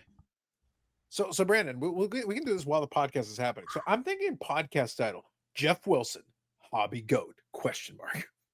Go ahead. Ooh, this could get exciting. This could get spicy. I actually wrote that down. That's not a joke. That could be fabulous. That is my opinion. I will leave timestamps. I will leave timestamps. Brandon, I'm gonna put in timestamps. No, I swear we talked about other things. I swear we did. Whether you need timestamps just to come back to this video to clip everything. You gotta keep clicking on it. Like you gotta click on it again and again. Oh. Eric, we got the black glasses, we got the shades, we got Eric, we got cool Eric. Eric, I gotta tell you, ever since you got your laser eyes installed, you've changed, man. You've changed. Just my You eyes bumped are your burning. head, and then you got I'm your not in eye a good cut, mood. and now Geoff Wilson's all of a sudden I'm in the GOAT. I'm in some discomfort right now, so I'm spitting fire. Brandon, this turned out better than I could possibly have hoped. Wait. I didn't Praise see the it content gods. swerving that way because you he know, started off with "I didn't agree see with everything you guys say," but and then neither it one went. of you have argued any of my points. Eric, I got to be honest with you. Look, can we all, Brandon? Can we speak? I some will truth argue here? Can one we- point, Eric. All right, hold on. Before you do, can we speak some truth bombs? Just since we're spitting facts here. Eric's talking about spitting facts. This is a spitting facts segment. All right, let me spit some facts. Even if, Eric, I wanted to refute some of your points, I wouldn't, because this is a lot funnier. I actually would much rather just let it hang. I think Eric makes some very interesting points. Carlos, you agree with him? That is what I said. I said I think he makes some very interesting points, and for the content purposes, because I am all about the content gods, it is much better if I just let it sit as it is and let the commenters have their say. Yeah, like I care. I think that's Brandon. That's what I say. Like, could I retort on some points, Brandon? Yes, I could. Do I think it's better right now for the content gods that I don't? On this, making comments and then making videos about my comments. We get 5 people to watch this if we're lucky, and one of them will be, Victor saying, "Good show, guys." Wow. I got to be honest, Brandon. I'm trying to decide which is the best part. The hobby goat thing was pretty funny, but I got to be honest. I wasn't expecting the slander of old Jimbo included in there. There's a lot of Jimbo Beckett slander over there from old Eric Sanderson. The guy gave us a really good magazine with made up numbers in it, and then we took it to shows and fought with people over it, because now we have our cell phones. And eBay. Thanks. I appreciated it. It was awesome, Eric. But what I got out of it is that you mentioned that, but then in the same breath, you're saying he went out for cigarettes and a carton of milk and never came back. No, you left us, Jim. No, what have you done to me lately? What have you during the first boom? I got Brandon on that one. you I'm just saying. During the second boom, which was way bigger than the first boom, where were you? You were sitting with all your cards in the background on Sunday mornings. He was retired, Eric. He's old. No, so he's not the GOAT. The guy, Eric. Listen. Eric, Bill Russell is not the GOAT. Jordan is. Oh, okay. And that's kind of, you're sitting here and there's 3 people on screen right now, right? And there's many others out there that will say, you consider yourself pretty active within the hobby, right? No, I stay in my lane. But you participate. You collect, you buy, you get on here, you do the podcast, all that, the Friday nights, all that, right? But in the same sentence, you're going to say, I don't watch or listen to anything the man has to say. Nope. But he's the GOAT. Because I think we're tying the strings here of why there's a debate of the new school and old school. Because Geoff may appeal to a small portion of the old school, and then he can influence, manipulate, BS, whatever, by Desmond Ritter, say Will Greer's a better quarterback, blah, blah, blah. And the new crowd will listen to him, right?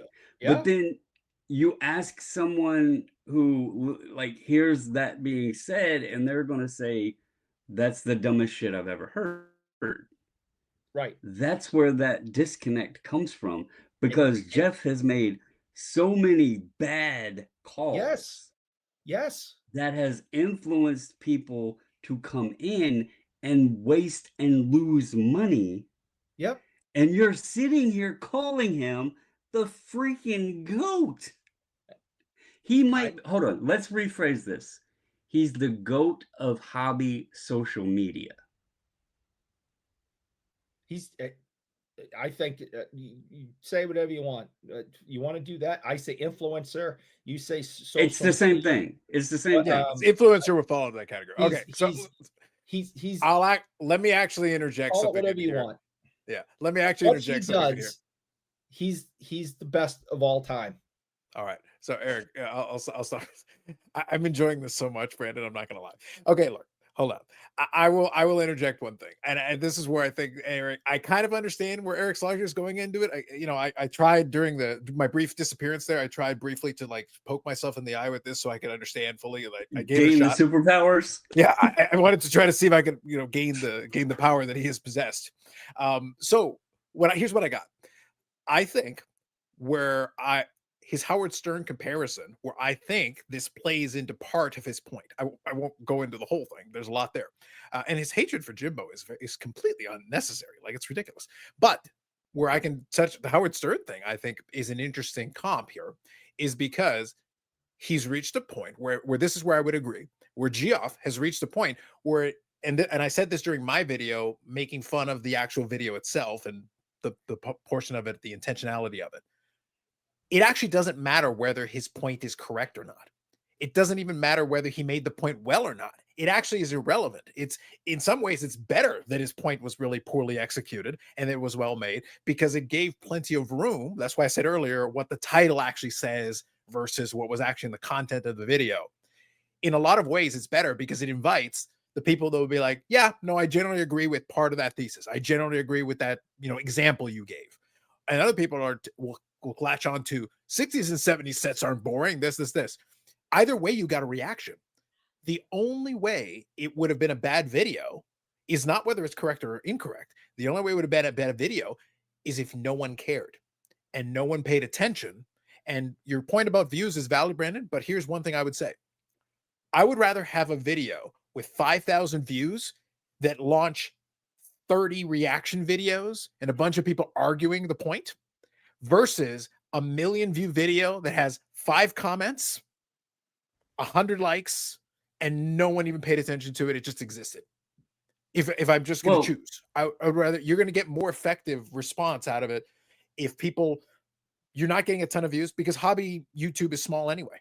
You're not getting millions of views in any of this stuff, regardless of what you do.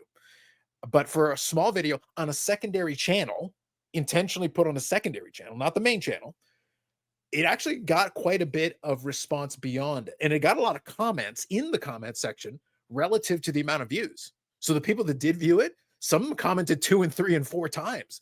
They were moved to do so in that comment section. That's what I showcased in my video. I went into the comment section and I go, it might have been 1 view, but you felt compelled enough to put 5 response comments in there angrily saying, you're an idiot, you suck, you're the worst. And it's like, well, you could put that all in 1 comment, but you felt like putting 4 separate comments just to make it clear that we understood that. And to that point, and we've kind of discussed this a bit in the past, but he does have a team that's helping him create these videos. And he's not the one actually pushing publish, just so we're all on the same page. He's not actually editing. He's not pushing publish. He doesn't make the thumbnail. It's all done by team members. People. He's putting his money where his mouth is. To the point, though, a lot of the videos, his opinion is the irrelevant, like you mentioned, his opinion is the irrelevant part of it. Yeah. Because there's people out there that do things intentionally knowing that it will drive engagement, because the engagement then helps the algorithm and the views and everything else. So you are making my point. People also, like, I bet there is I don't know what the percentage would be. I don't want to make a guess on it, but there's a lot of people that will watch his stuff and hate watch it. Like that's a thing too. Like there's people I would bet you that's 75% now. I would bet you 75% of those views are people that don't like him, basically want to tear his opinion to shreds. I think it's only 25% people that actually like what he's doing at this stage. And that's okay. It doesn't really matter. Your view counts just the same. And Howard Stern never cared as long as the paycheck cleared every month. And he made millions upon millions upon millions of dollars and is known as the king of all media. And the majority of the people that listened and watched him hate watched him so they could complain about what he was doing. And he just just keep cashing that check, baby. And that's why Howard Stern's the GOAT. And I can't stand the guy. I never found him entertaining. I never found him funny. I didn't like his movie. I didn't like any of the shit that he's pulled in his 30 something years, 40 years of being on the radio. I was glad when he went to Sirius and I didn't have to listen. I wouldn't accidentally bump into him on a regular radio station anymore. I never liked him. He doesn't care. Howard Stern does not care, and he's sitting in his palatial estate knowing that the majority of his money came from people who hated him. And he laughs his ass off when he lays down every night. And Geoff Wilson's doing the same thing. Wow. It's quite the turn this has taken. I can't say I had this one on my bingo card when we started, but here we are. We managed to get there somehow. My eyes are burning. Are we almost done? we would have been on to the I've Hockeys been if you hadn't waiting been. for the horns to pop through that cap. I was going to say, again, I reiterate at the very end of this segment, the opinions expressed are those of Eric Sanderson-Dor on Instagram, not those of Carlos, because I'm Carlos, or Brandon Bobbles and Ball Cards. Well, Eric, for future, okay, you're already going to get the hell bath of wrath on this video. Oh no. What's going to happen? Not just from Dan's vintage, but he will send a strongly worded letter, sir. Victor stated, you must not have watched his video. No. He stated that it's best, and he learned this, if you say, in my opinion, before making a statement. That's true. And you failed at any point of your statements to say, in my opinion. You went full blown. Yeah, I don't care. My eyes are on fire. Okay, I feel like someone's holding a blowtorch on each eyeball. Okay, I don't give a shit right now. Brandon, I like this, Eric. I got to be honest. It's like I needed the some of this shit on man says Friday. He's going to eat mayonnaise. He's going to slather in it, and then he says, Brandon, I said it earlier. He's a changed man. Something happened. Like, wow. I'm just spitting facts, baby. Brandon, there are so many clips that I listen make for the shit. If 20 people make a video supporting me or attacking me over what I just did, I'll say that I'm the GOAT. But nobody cares. Do we have 20 people that has a YouTube channel that watch? Nobody is going. Brandon, that could be a video. I'm pretty confident I could get that done. I could get that done. We need Josh to create a video. No one cares. Brandon, I can think Bobbles and Ball Cards at 540 Flip should make a reaction video. Yeah. Two separate people, of course. I think that obviously should happen. Dan's Vintage Baseball PC should make a reaction video. Victor's Carlos Wrestling Channel. BIC Wrestling Channel. Listen, I saw these guys turn heel in the sports cards. Sports cards is fake, y'all. It's fake. So, listen. That's my point is nobody cares. I could say whatever I want. The only way I could ever get any real interest in anything that I do is if I set myself on fire and we post. Eric, we just had this conversation recently. Carlos said that he has to be responsible for the views and what is said on this channel by others. You are walking a very tight line this evening. Yeah, I don't care. Listen, I'm willing to stand behind the totality of the broadcast, but I already made the disclaimer twice about the individual things. When Eric gets strongly worded letters from individuals, and when Dr. Jimbo himself says he hurt my feelings. Wow, Eric. Yeah. Wow. I'll say thank you very much for the work you did in the 90s. It was so since we're greatly appreciated. I'm trying to get to the Hockeys again. Yeah, I just got one last question here. All right. So, Eric. What?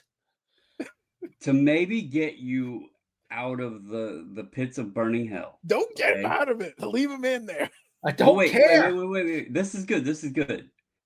Because we phrased that the Beckett magazine was like our hobby Bible, right? Absolutely. Okay. So if Geoff is the GOAT, does that put Beckett as like little baby Jesus? And the timeline would line up. Wow. Yeah, I do like the Talladega Nights reference with little baby Jesus. That's my favorite Jesus. All warm and cuddly in his little crib. All right. I do love the Talladega Nights this episode has broken the bingo card. The bingo card was worse. Brandon, we don't have a bingo card for this. Oh God! Listen, Yahtzee. I said what I said. I stand by what I said, and F anyone who disagrees with me. My eyes are on fire. I don't care.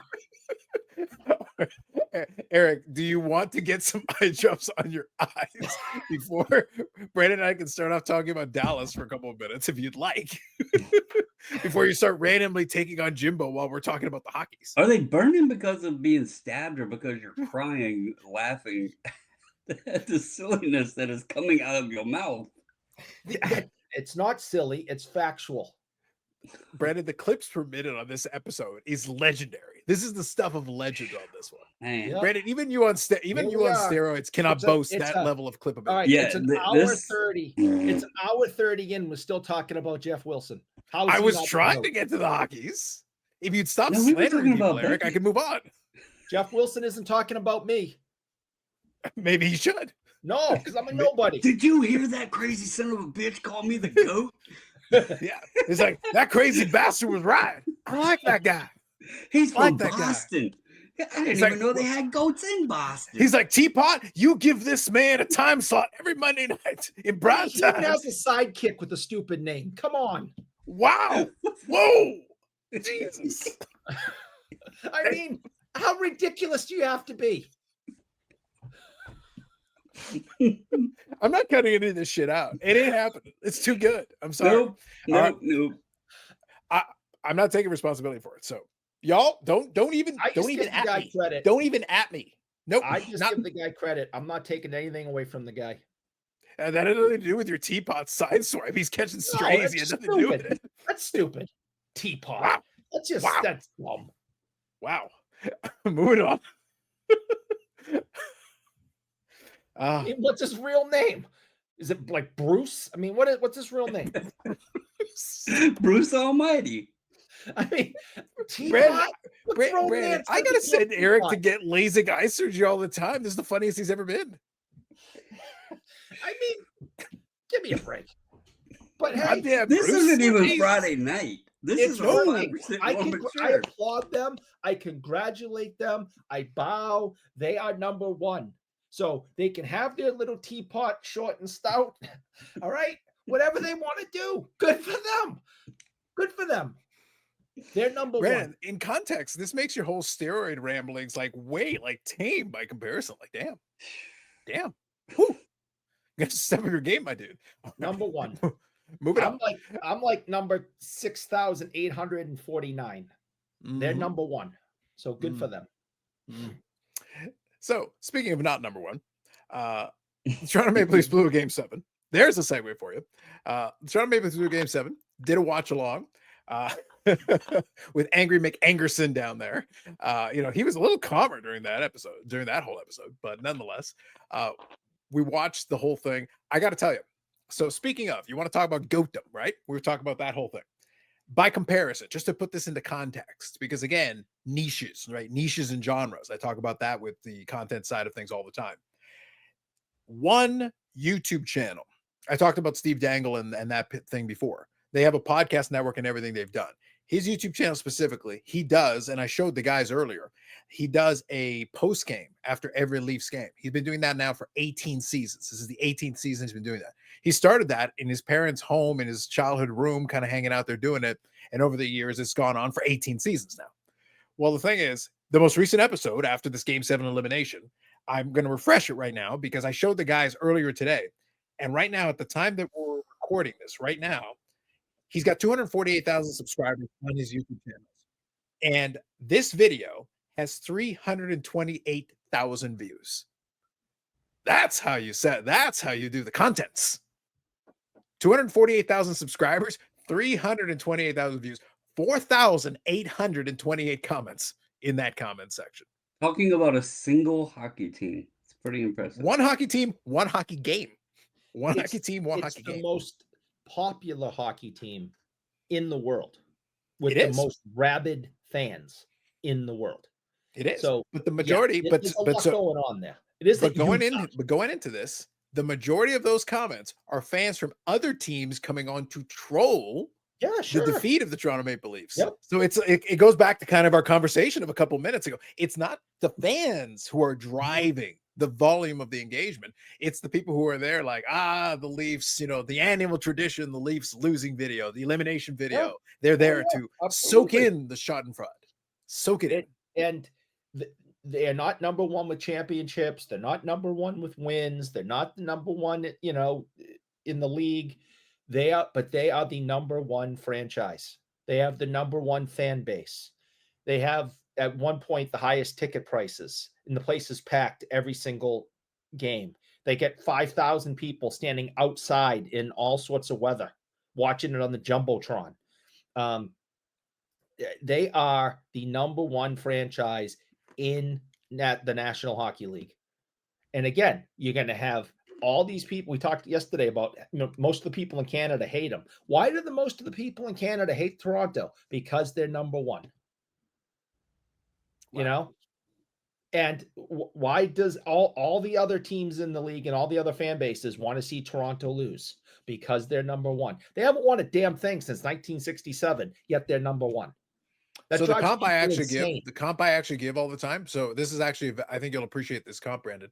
The comp I always give is the Leafs are to hockey what the Dallas Cowboys are to football. Yeah. A disproportionate amount of coverage relative to their actual success. Yes. So Dallas, they managed to steal headlines and be a pain in the ass. And the other fan base are like, they haven't done anything. What about us? All the time. Dallas has one of the biggest stadiums on the planet, and they fill it every Sunday. Well, every other Sunday. Yeah. So that's why I say that comp I actually think works very well, because it's like you've got a team that draws all these headlines, but then you go look at the on-field like actual success. It's like, no, there's teams that win championships that aren't getting a fraction of the coverage that you're getting relative to what you're actually doing, but you still manage to be, you're always sticking yourself into the conversation one way or another. I look at it as, you probably could throw out there the Chicago Cubs or Boston, the Red Sox there in baseball. I mean, they're not the highest fan base, but they're, tops in there. They have rich history. And when the Cubs won the World Series, 108 years, there was a lot of pain that went through. Boston, they had the Babe Ruth curse, until they broke that. 84, 86 years, one of the two. Yeah, and now Cleveland would have the longest drought, but you could look at it that way too. Popular team, not the most popular, but they have fans that just stick with them and create revenue, pack the seats. And they have history, which obviously the Leafs do. So yeah.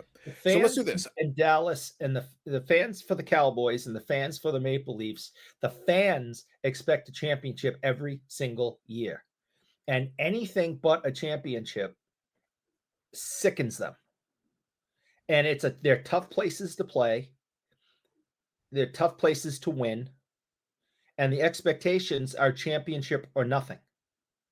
So those are tough expectations, but that's the expectations in those markets. So 99% of the time, you're not going to succeed with your ultimate goal. But it's the way these teams, the Cowboys and Toronto, have fared. They haven't even been challenging for a championship. And when they lose embarrassingly. They lose horribly. They lose pathetically. And you just shake your head like, okay, this wasn't game 7, in the Stanley Cup finals that they lost, a hard fought, could have gone either way, where you still applaud your team. This is just year after year, both franchises, and just complete, utter embarrassment. Yet you have the Cowboys are America's team and the number one football franchise. And then you got Toronto, Canada's team, which as Carlos was telling me yesterday, most Canada hates. Yep. And they're the number one franchise in the league, and they suck. They just embarrass themselves every year. They don't even compete for a championship. Toronto hasn't truly competed and been a favorite since 93. And they should have been Stanley Cup champs that year. Wow. If it hadn't been for the goon, Wayne Gretzky. Disgraceful. Utterly disgraceful. Gretzky It's had goonery. There's no question about that. I know what you're referring to, obviously. Mhm. Gretzky had the game. So does Bobby. Bobby knows. Unfortunately, Toronto ran into Gretzky at his absolute best. Wayne Gretzky will tell you that game 7 and that series is the best he ever played. It is the most Gretzky-esque thing he's ever done. He just felt like he had full control. And he just dominated that. Unfortunately, had Dougie Gilmour on the other side, who probably should have been the league MVP that year. Dougie Gilmour was the best player on the planet. But Gretzky showed up in the playoffs and just was Gretzky. So one thing I wanted to touch on, I'll be brief because I could have a lot of fun with this. I mentioned to the guys already. I gave you that one example because, again, that's one YouTube channel. So right at the top of the comment section literally is a guy who puts in here, "Welcome back, everyone. Nice to see you again." So it tells you that, this one thing can generate, again, one YouTube channel, one video. And this video has been out less than a day, 20 hours. It's a #1 trending video on the YouTubes, and very much so, not surprisingly, because if you're going to, people fixate their attention on this one podcaster because he's built that platform. So in that stage, he's built the platform and they've got a podcast that they do as well. And that's part of it. So the conversation. So I'm going to skip through a little bit of this because we the second segment with the bingo cards being broken. I'm sorry. We're going to have to rebuild the bingo cards after the last segment, but I'll zip through a list a little bit and maybe we'll talk more about it next week. But regardless, the game 7, the big storyline coming out of it is now, what do you do to switch things up? What do you do to, Mitch Marner is going to be an unrestricted free agent July the 1st. More than likely, it would be best for them to go their separate ways. Before we start recording, I just said, it's like, at this point, a lot of people are like, get out.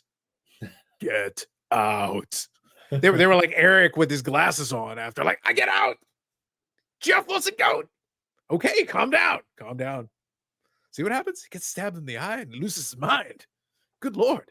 But at this point, that's the narrative. A lot of the sports radio, not happy with him. Not happy with Austin Matthews. But Austin Matthews is signed to a couple more years, and he's the captain, and he was playing through some kind of an injury. So some people may be willing to give him a little bit of a pass on that.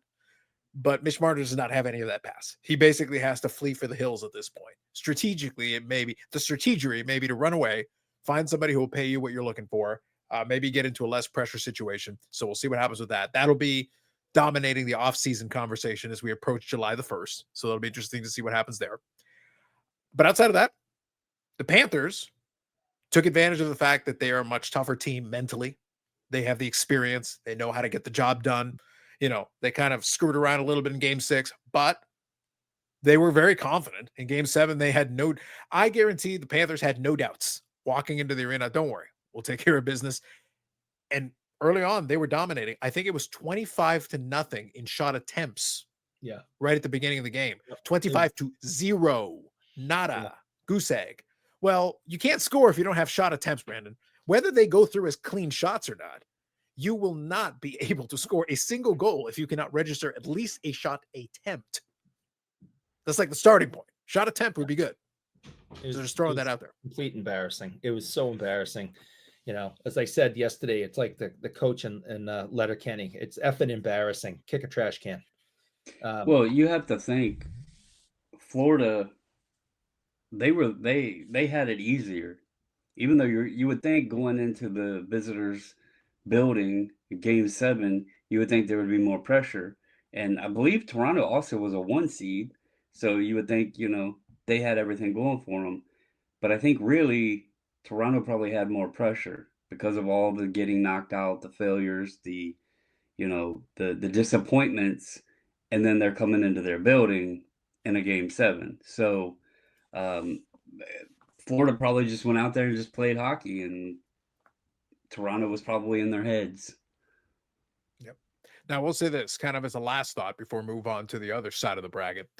What's interesting to me, and this was one of the topics of conversation also that came out of it, was that Florida in their post game basically you can decide whether it's twisting the knife or whether being good sportsmen. A lot of them are like, man, the Toronto team was very good. They tried very hard. I'm paraphrasing, but they were like, it's a lot of pressure in that market. And I'm like, what's more insulting than anything else, Brandon? When the other team who just curb stomped you in a game 7 feels pity. When they convey pity, they're like, well, those guys, they tried hard. They did their best. And it's in there like, no, that's worse. That only makes the Toronto people flip more cars. Like, no, we're getting pity from the Floridas. What's worse is when you come out, you're a Maple Leaf, and you come out for your press conference and you call your teammates passengers. Listen, only captains can do that. That's leadership. Too many passengers, not enough drivers. You called out your entire team after a game 7 loss, and some people may respond to that. Others, when you get clubbed in the back of the knee starting next season, they're not going to jump in and help you. They're not going to fight for you. They're going to be like, F you. Some of those guys in that locker room will never forget comments like that, and they're mentally out. Wow. It is a possibility, yeah. So Brandon, not a good scene. No joy in Mudville. Not so much. No. Too many believe me, I could spend all night making fun of the Maple Leafs, but we already took up enough time, so I'm going to skip ahead a little bit. I'm going to move us ahead. So real quick, obviously, so Florida and Carolina are going to play. So real quick, before I move to the West, let's do this. We'll get our picks real quick, and then we'll move on, and then we'll talk about it more on Friday. So we got the Florida, the Panthers. By the way, the Panthers do have a ton of injuries on that team, so I want to make sure we calculate that into your discussion. Carolina Panthers obviously played very well. They handled Washington very well, and they were able to take care of that. Washington was playing very well. Two teams and turned them into the football squad. Sorry, which one? I said you just mixed the two teams and turned them into the football squad. Oh, did I say Carolina Panthers? Yeah. Well, listen, the Carolina Panthers. Maybe the Carolina Panthers should play. They could be physical with Florida. That could work. That could work. One of them 300-pound dudes in net. You never score on them. That could work, Brandon. That could be strategery. That could work. You put them in the uniform, maybe they won't know the difference. Think about it. All right. So, Brandon, Florida or Carolina? I'm going Carolina, and I'm going to say they have an interesting story to even be in this far. But I didn't think that they would. I didn't think they would beat the Capitals. The Capitals were a very good team all season, and Carolina shipped away a piece, as you mentioned before we were recording, just a guy that happens to be leading the playoffs in scoring. And they dished him off for a young guy and some draft picks, and they're sitting here 4 games away from going to the finals. So they made light work of Washington. You just mentioned, Florida had to play a tough 7-game series and have some injuries. I'm going Carolina. All right, Eric, Florida, Carolina. What you got? I'm going Florida. I decided that, they're the champs until they're not. And, they showed last night what they're all about. Okay. They're the champs. They got the grit. They know how to win.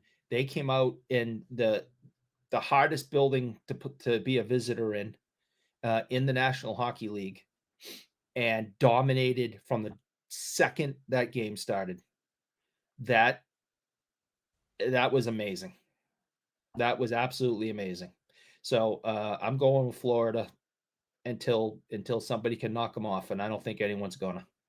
There you go. For similar rationale, actually, the only hesitation I have is the injuries, because they are pretty beat up. And Carolina can play a stifling defense. They really can slow things right down, which is good for Carolina, and could give Florida some trouble, some fits. But until they prove to me otherwise, they've managed to get the job done this year. They beat a good Tampa team. Toronto had its chances. They were up in the series, so they had their chance, and Florida gritted their way right out of it. And then, like I said, when it was time to get the job done, they just curb stomped them. They beat them into the ground. Bad. So they know how to close. If you put them in position, they know how to close. And this would be their third straight Cup final appearance if they succeed. So they are a very veteran savvy team that knows how to, and they added Marchand, who also has been a Stanley Cup champion, who's also gone deep in playoffs. So you've got the experience, plenty of it, in that room. So I'll go with Florida because they've given me no reason to believe otherwise. They could probably just grit their teeth and deal with it, and that might be their way. But I think Carolina could give them some fits. And if it's a longer series, I think that would make it interesting for who's coming out of the West. All right. So real quick, let's talk about this. Edmonton and Dallas are in the finals. Good job by Dallas in getting the job done in 6. I think it was very critical they did so. I like the fact they've got some good players on it. So, Brandon, we ended up doing a very long episode so far, so I won't spend too much time on it. I'll just say this. I want to see Ottinger has been playing very well. I've appreciated a lot of the efforts that he's put on. I need to see a little bit of that depth scoring. I don't want to be just worrying about if one guy can get a hat trick in the playoffs. That's good, but it's not the first thing I want to see. I want to see, I'd rather see 2 or 3 guys score a goal. And that way you force the other team to go, I'm not just worried about one line or 1 or 2 players. I told my wife the exact same thing. It's crazy the talent that Dallas has and the fact that it's either been Miko or role players. You know, the other night it was what Granlund had a hat trick, and who had that on their bingo card. You know, when you have Ben, Sagan, Hintz, Robertson, like where are these guys? You know, even Wyatt, he scored one. What was it? The Avalanche series, I think.